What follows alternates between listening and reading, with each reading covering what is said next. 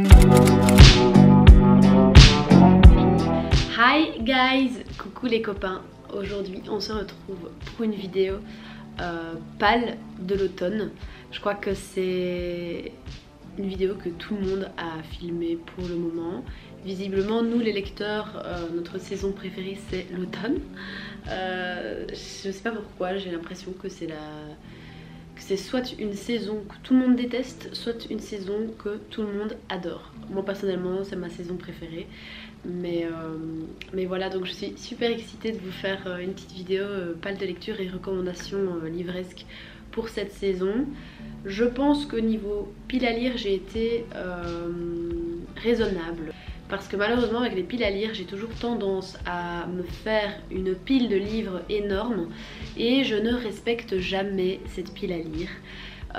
Cette année, étant donné que j'ai moins lu que les autres années et que j'ai fait une longue panne de lecture et une longue période sans lire, je compte me faire une pile à lire raisonnable parce que sinon je sais que je ne m'y tiendrai pas et je pense que déjà avec une pile à lire comme ça, je ne sais pas si j'arriverai à la respecter. Donc je vais vous faire la liste de tous les livres que j'aimerais lire pour cette saison et peut-être vous faire quelques recommandations de livres que j'ai déjà lus et qui pour moi sont des livres vraiment à lire en automne pour vraiment l'ambiance, etc. Donc écoutez, on commence tout de suite. Alors, on va se mettre à l'aise, hein, clairement, là je suis dans mon canapé. Le premier livre que j'ai envie de lire pour cette période, c'est The Invisible Life of Eddie LaRue de V.E. Schwab. Pour ceux qui ne le savent pas, c'est ma lecture en cours. Ça fait quelques semaines que je suis dessus et je ne l'ai pas encore terminée, pas parce que j'aime pas, justement j'adore ma lecture, mais parce que mon rythme de lecture est devenu un petit peu plus rasemote que ce qu'il n'était, étant donné que j'ai pas lu pendant un moment et donc du coup je suis un peu plus lente pour lire et puis il y a des périodes où je passe, il y a des semaines où je vais lire tous les jours et où je vais m'y tenir, puis il y a des semaines où je vais vraiment être rentemplant, raplapla quand je rentre du boulot et du coup je choisis la facilité qui est donc de regarder une série, malheureusement. Mais je compte bien le terminer et je trouve vraiment que c'est une lecture mais qui correspond pile à la période d'automne. Je sais pas pourquoi, mais ça me plonge dans une ambiance un petit peu, c'est pas trop creepy parce que ça fait pas vraiment peur, mais il y a une ambiance un petit peu mystérieuse, un petit peu creepy quand même pour moi. Et du coup, je trouve que ça va super bien avec la période octobre, Halloween, etc.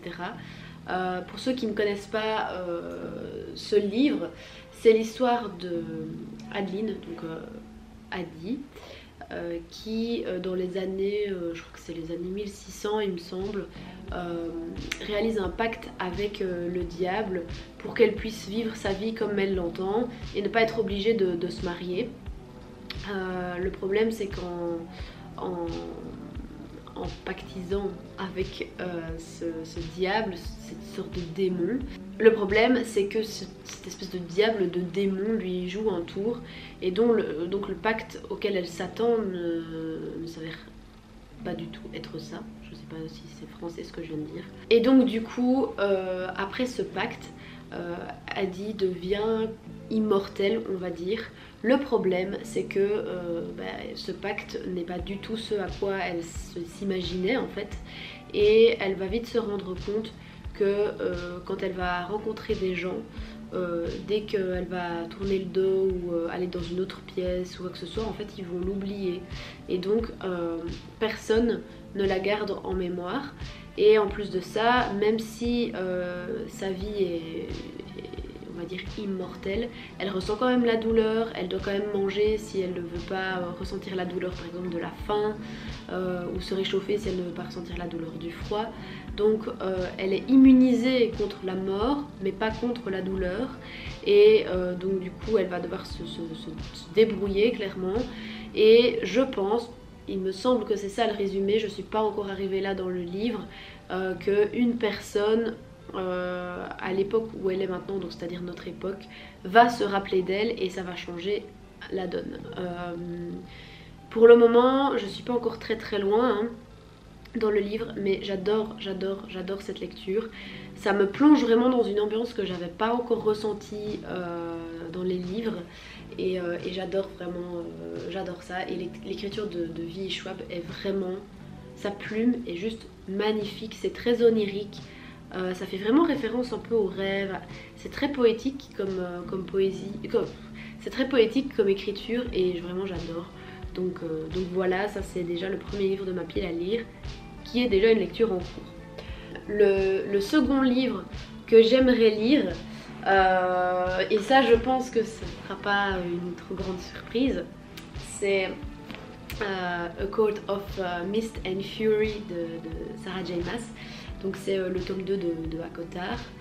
Et vraiment en fait j'ai vraiment trop hâte de lire ce livre parce que j'ai adoré le tome 1. Pas forcément pour l'histoire, parce que on va pas se mentir, l'histoire le premier tome de ACOTAR, c'est vraiment très bateau, c'est une réécriture de La Belle et la Bête, donc c'est pas dingue, c'est pas très original. Mais l'ambiance dans laquelle ça m'a plongée, ça m'a directement convaincue, l'univers aussi. Je trouve que l'univers est vraiment magique et ça donne vraiment envie de se plonger dedans. Et puis Rysand, hein, on va pas se mentir, hein, je pense que beaucoup de gens lisent cette saga pour Rysand. Et on m'a dit que justement dans ce tome-ci, l'histoire prenait une toute autre tournure, parce que je me doute que la saga va pas tourner que autour de cette réécriture-là de La Belle et la Bête. Et on m'a dit également que on allait voir plus Rysand dans ce tome. Donc j'ai très hâte de le lire. J'étais à la FNAC au début de semaine et j'ai trouvé en fait Akomaf. Et donc du coup j'ai trouvé Akomaf, j'ai trouvé A Court of Wings and Ruin, donc le 3, et A Court of Frost and Starlight, qui n'est pas vraiment un tome, je crois que c'est un espèce de tome compagnon qui fait un petit peu la transition entre la première trilogie et la seconde saga, il me semble. Et apparemment il est pas dingue, mais bon, il était là et j'avais quand même envie de le lire et de le prendre. Et puis il y avait également le premier tome de la deuxième trilogie, je crois que ce sera une trilogie, hein. Mais je ne l'ai pas pris parce que en fait il n'était pas dans le même format que ces livres là et j'avais pas envie que ça fasse cloche dans ma bibliothèque.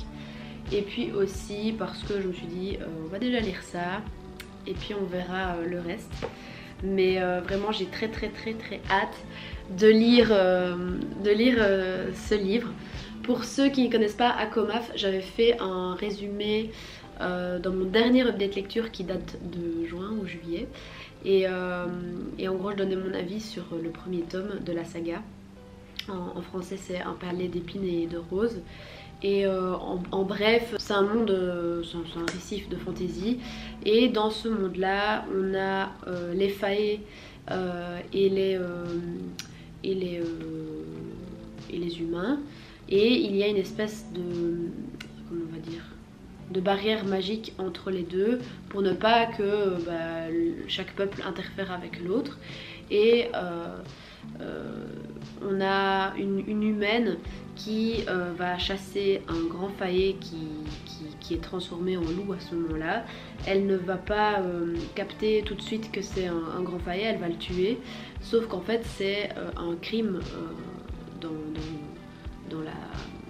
cette société-là où ils vivent, dans ce monde-là où ils vivent, c'est un crime si un humain tue un grand faillé.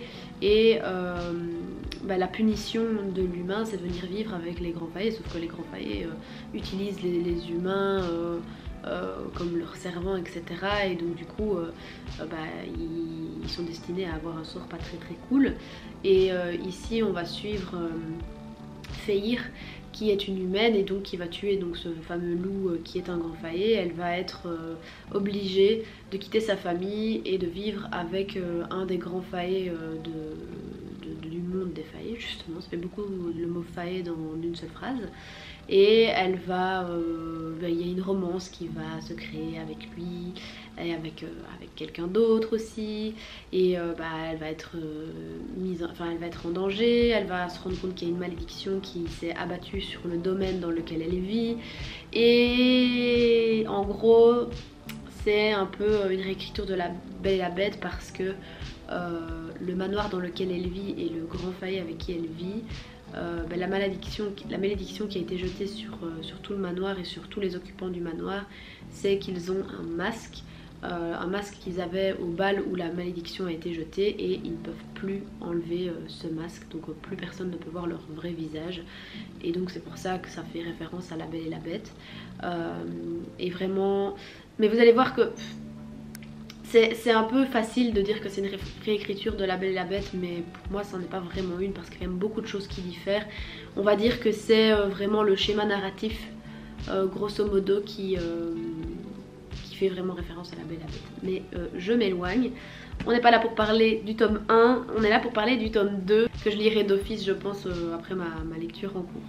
Donc voilà pour ACOTAR. Une autre saga que j'ai très envie de finir, cette fois ce sera pour la finir, c'est The Queen of Nothing, que j'ai très hâte de lire, donc la saga The Folk of the Air de Holly Black. J'avais lu The Crow Prince l'année dernière. J'ai lu The Wicked King début de l'année, et ici il me reste The Queen of Nothing pour finir la saga. J'adore cette saga, c'est encore une saga qui parle de fae, d'humains, etc. Et je vais pas vous refaire un grand résumé parce que j'en ai déjà parlé sur cette chaîne. Et je pense que c'est aussi une saga très connue. Mais vraiment, en fait j'adore cet univers, et je pense vraiment que je suis dans le mood là maintenant pour lire The Queen of Nothing. Et j'avais peur de me lancer dans ce dernier tome parce que je sais qu'il y a eu beaucoup de gens qui ont été déçus. Et je sais qu'il y a beaucoup de gens qui ont aimé. Comme tout dernier tome qui se respecte, il y a toujours des avis mitigés en soi.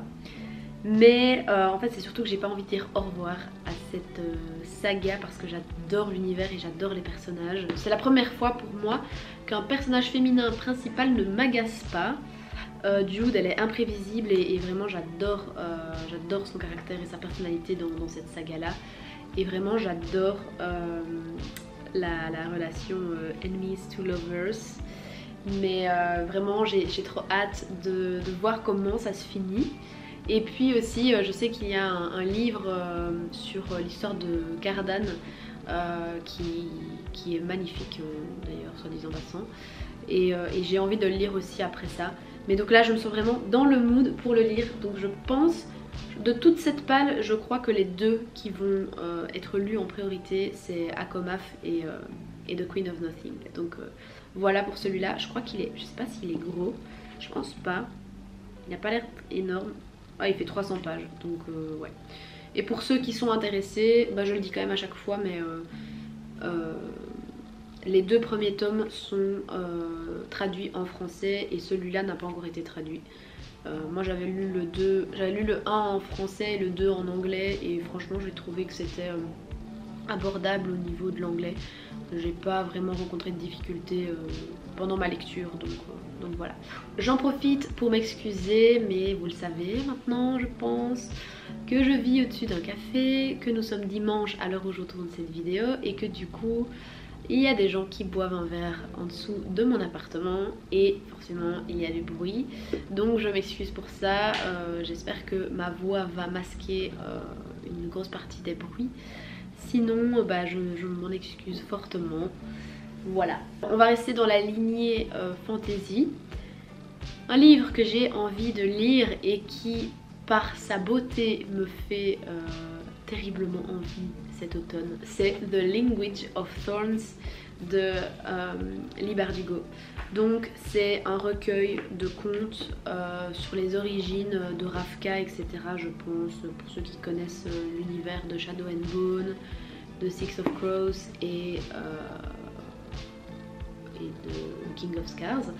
Donc cette année j'ai fini toute la saga parce que le dernier tome de King of Scars est sorti avec Rule of Wolves. que j'ai adoré d'ailleurs. Et j'étais en train de lire The Lives of Saints, donc c'est un des livres un peu compagnons qui vont avec la saga, que j'ai toujours pas fini d'ailleurs, mais c'est pas très grave parce que c'est un recueil, donc c'est pas comme si c'était une histoire qu'il fallait suivre vraiment du début jusqu'à la fin. Là c'est des petites nouvelles, donc en soi on peut lire les nouvelles dans l'ordre qu'on veut, etc. Et ici je pense que ça va être un petit peu dans le même genre, sauf qu'il est un peu plus gros je crois. Et c'est tous les contes je pense qui ont fondé les origines de chaque lieu dans l'univers de Shadow and Bone et Six of Crows je crois. Je sais pas si c'est centré sur Shadow and Bone, sur Ravka, sur plus les origines des Grisha. Mais le livre est splendide et je trouve que c'est vraiment la période pour lire des petites nouvelles fantasy comme ça, enfin je sais pas, c'est un livre un peu ancestral comme ça et j'ai vraiment trop envie de lire ça maintenant. Je pense que je suis bien dans le mood et ça fait un peu trop longtemps qu'il est dans ma palle et qu'il n'est pas lu. C'est quand même dommage d'avoir un si beau livre dans sa pile à lire et de pas lire. Alors là on est bon au niveau des sagas. Je n'ai plus d'autres suites de sagas ou débuts de sagas à vous présenter dans cette pile à lire. Donc on va continuer cette lancée sur un roman fantastique, un grand classique de la littérature qui n'est autre que Le portrait de Dorian Gray de Oscar Wilde, qui est dans ma pile à lire depuis super longtemps. Si vous regardez les premières vidéos de ma chaîne YouTube, j'en parle dans ma toute première vidéo pile à lire et je ne l'ai toujours pas lu. Plus d'1 an que je l'ai dans ma pile à lire et que je ne l'ai pas lu. Et c'est vraiment un des classiques de la littérature qui me fait le plus envie. Et c'est juste que, je sais pas, étant donné que j'ai fait une pause lecture cette année, et bien maintenant que j'ai envie de lire, enfin que j'ai le temps mis à ma disposition pour lire, ben j'ai envie de lire de la fantasy parce que c'est vraiment mon genre de prédilection. Mais du coup bah, y a plein de livres que je délaisse, des romans plus contemporains, des romans réalistes, etc. Et je trouve ça dommage, mais d'un autre côté je sais qu'avec la fantasy je vais d'office pas être déçue et c'est pour ça que je m'oriente toujours vers ce genre littéraire. Et ici c'est un roman fantastique en soi, donc ça rejoint un petit peu mon genre de lecture. Mais moi je suis quelqu'un qui adore se plonger dans des sagas et où il y a des suites à ce que je lis. Je lis très peu de one-shot, hein. J'en lis mais c'est vrai que je suis quelqu'un qui est plus orienté saga. Et les classiques c'est pas quelque chose que je lis très souvent, j'en lis, je sais même pas si j'en lis un par an. Et ici là j'ai vraiment envie de le lire pour me dire bah, déjà je l'aurais lu. Et de deux parce que c'est vraiment une histoire qui me fait envie et parce que j'ai aussi envie de voir le film et que avant de voir le film j'ai envie de lire le livre. Donc je vais il est dans ma pile à lire et j'espère pouvoir le lire cet automne. On verra si ce pauvre petit livre reste encore des mois en plus dans ma pile à lire ou si cette fois je m'y mets. We'll see guys. Le prochain livre que je vais vous présenter c'est... Oh il y a une belle lumière là. Je vais rester ici parce que je trouve que c'est joli. Le prochain livre donc, dont je voulais vous parler, c'est un livre, je sais pas trop pourquoi j'ai envie de le lire maintenant. Je crois qu'il me passe une zine, une lubie et que je me suis dit oh ben pourquoi pas maintenant. C'est Loveless de Alice Oseman. Donc de Alice Oseman j'ai lu tous les Heartstopper. Et j'ai lu Solitaire que j'ai beaucoup aimé l'année dernière. Et Solitaire je l'ai lu pendant l'automne 2020. Et c'est peut-être pour ça que j'ai envie de lire du Alice Oseman pendant l'automne. Parce que ça m'a laissé un très bon souvenir l'année dernière. Et du coup je pense que j'ai envie de réitérer l'expérience. Je pense qu'ici dans Loveless on parle d'une personne qui est aromantique, donc qui ne peut pas physiquement, si je parle avec les bons mots, j'ai toujours peur de parler avec les mauvais mots et de blesser quelqu'un. Et je pense que donc pour donner une définition sans jugement et enfin objectif, c'est donc une personne aromantique, c'est quelqu'un qui ne peut pas physiquement et sentimentalement tomber amoureux ou amoureuse, je pense hein. Et donc du coup, étant donné que pour moi c'est quelque chose que je peux pas ressentir vu que moi je suis pas aromantique, j'espère en apprendre plus ce terme. Mais Alice Oseman elle est très forte pour parler de la diversité et pour parler de beaucoup de sujets qui sont incompris aujourd'hui dans la société. Et elle est vraiment forte et je l'adore. Et voilà, et j'adore tous ces personnages. Et le dernier livre que je veux lire cet automne, c'est pas un roman, c'est pas une histoire, c'est Astrolove de Shana Lies. Donc c'est un livre qui traite de l'astrologie au sein des relations amoureuses. Depuis l'année dernière, je m'intéresse plus à tout ce qui est ésotérisme, astrologie, etc. Il y a des trucs auxquels je crois, il y a des trucs auxquels je crois pas, je tiens à préciser. Et du coup j'adore lire des livres un peu plus de développement personnel, etc. Ou des trucs par rapport à l'astrologie. Et donc puisque je m'intéresse un petit peu plus à tous ces sujets qui sont parfois un peu flous et bah je sais pas pourquoi, j'ai envie de plus d'en apprendre là-dessus. Et en plus ce livre est super beau, enfin esthétiquement parlant j'adore ce livre. Et c'est deux amis qui m'avaient offert ce livre à mon anniversaire, donc au mois de mai cette année, parce qu'ils savaient que justement je m'intéressais un peu plus à tout ce qui était astrologie et tout ça. Et là je trouve que c'est un peu un livre cool parce que étant donné que c'est pas une histoire, je pense que c'est un livre qui va pouvoir me faire des pauses parfois dans mes sagas, dans les sagas que j'ai envie de lire, enfin, dans les livres que je viens de vous présenter là maintenant pour l'automne. Parfois on n'a pas forcément envie de relire un chapitre tout long ou d'entamer un gros bouquin entre deux sagas par exemple, et du coup je me dis que par exemple en transition ça peut être chouette d'avoir un livre comme ça que je peux feuilleter, que je suis pas obligée vraiment de lire de manière très régulière. Donc voilà, et il est vraiment très très beau, franchement l'objet livre. Ah non, hein, j'espère que je vais pas tomber malade. L'objet livre, je disais donc, est très très beau, les illustrations sont vraiment belles. En plus tout le livre est mauve et j'adore le mauve, c'est ma couleur préférée. Et voilà, vraiment j'adore, j'adore. Et je trouve qu'il vient assez bien compléter cette petite pile à lire, enfin petite, je pense qu'elle est déjà assez bien remplie comme ça. Et je pense aussi que c'est un mood qui me correspond bien, des livres un peu cocooning comme ça pour l'automne, sachant que je suis quand même quelqu'un de casanier, encore plus en automne. Ben je pense que je vais bien kiffer cette pile à lire et j'ai trop hâte de me lancer dans toutes ces lectures. Il faut vraiment que je finisse The Invisible Life of Amy LaRue. Mais voilà, mais je pense que là on a une bonne pile à lire. Et j'espère surtout que je vais réussir vraiment à bien me remettre à la lecture de manière régulière. Quand je vois le nombre de livres que je m'étais fixé sur Goodreads cette année, je m'étais fixé 40 livres, j'y arriverai jamais. Je suis à 17, je crois que je suis même pas à 20 livres sur l'année. Bah écoutez, on verra au bilan de fin d'année combien de livres j'aurai lu, mais je pense que c'est plus aussi... ça me challenge plus autant qu'avant. Je trouve qu'au final se fixer un nombre de livres par an, ça met plus la pression qu'autre chose. Et pour moi la lecture ça doit rester un passe-temps avant tout, ça doit pas être une obligation, ça doit pas être quelque chose qui te donne de l'anxiété ou qui te met la pression, ça doit rester quelque chose qui te détend avant tout. Et c'est pour ça que j'essaie de pas me mettre la pression. Le truc qui m'angoisse un peu plus par rapport à la lecture, c'est que je peux plus faire autant de vidéos qu'avant parce que bah, j'ai moins à dire sur les livres vu que je lis moins.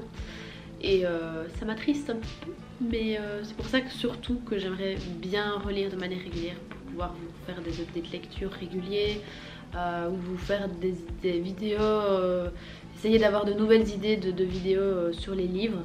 Et c'est vrai que pour le moment c'est un petit peu compliqué, c'est pour ça que vous avez moins de vidéos qu'avant. Enfin il y a eu tout mon déménagement aussi avant, enfin bref. Mais du coup voilà. J'espère que cette vidéo vous aura plu. N'hésitez pas à me dire dans les commentaires quel livre vous voulez absolument lire pendant l'automne. Et s'il y a des livres dans ma pile à lire qui vous donnent envie ou qui sont dans votre pile à lire, n'hésitez pas à me le dire aussi. N'oubliez pas de vous abonner à ma chaîne si c'est pas encore fait et à vous abonner à mes différents réseaux sociaux. Et sur ce, je vous dis à la prochaine dans une nouvelle vidéo. Bye!